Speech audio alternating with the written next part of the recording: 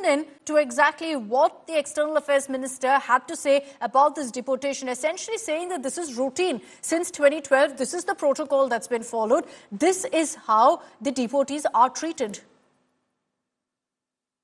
Those of our citizens who have been inveigled into illegal movement themselves become prey to other crimes. They are trapped into both moving and working under inhumane conditions. Members are aware that unfortunately there have even been fatalities in the course of such illegal migration. Those who have returned have also testified to their harrowing experiences.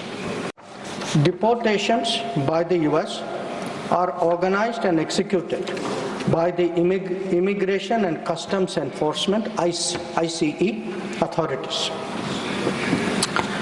The standard operating procedure for deportation by aircraft used by ICE, that is effective from 2012. I repeat, that is effective from 2012, provides for the use of restraints. However, we have been informed by ICE that women and children are not restrained. Further, the needs of deportees, including during transit, related to food and other necessities, including possible medical emergencies, are attended to. During toilet breaks, deportees are temporarily unrestrained if needed in that regard. This is applicable to chartered civilian aircraft as well as military aircraft. There has been no change, I repeat, no change from past procedure for the flight undertaken by the US on 5 February 2025. We are, of course, engaging the US government to ensure that the returning deportees are not mistreated in any manner during the flight. At the same time, the House will appreciate that our focus should be on strong crackdown on the illegal migration industry, while taking steps to ease visas for the legitimate traveler. On the basis of information provided by returning deportees about the agents and others involved, law enforcement agencies will take necessary preventive and exemplary actions.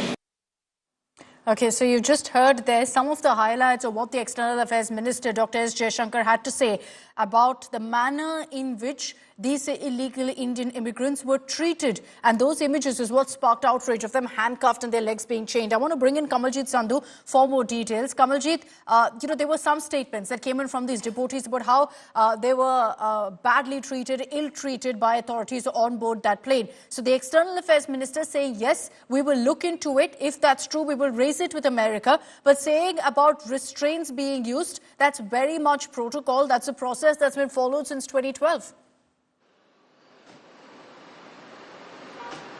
Well, the deportation has been done by ICE, so that is Immigration and Customs Department, and that is what has been actually elaborated by S. Jaishankar, the External Affairs Minister.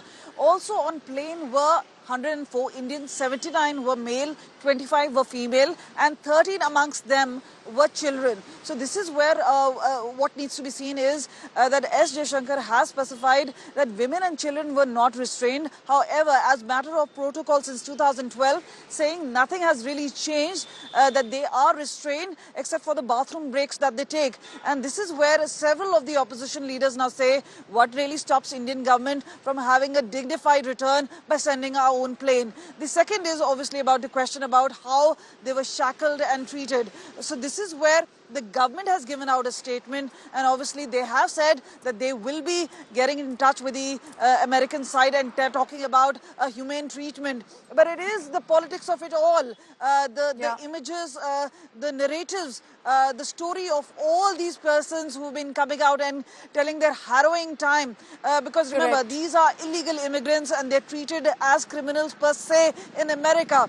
They have been deported. It's laid down protocol. That's essentially what the External Affairs Minister has said. Kamaljeet, stay with me. I also like to bring in our Foreign Affairs Editor, Geeta Mohan, for more details. Geeta, what's constantly raised in the course of this discussion is what Colombia did. saying that Colombia said that, these are not criminals, we're not going to let you treat them like criminals, so they sent their own planes to bring back their citizens. Is that something that India could perhaps do also? Perhaps have a conversation with America and get a deal on that? Well, they could have. They could have done it even before. But the thing is that over here, the conversation and the messaging is really clear.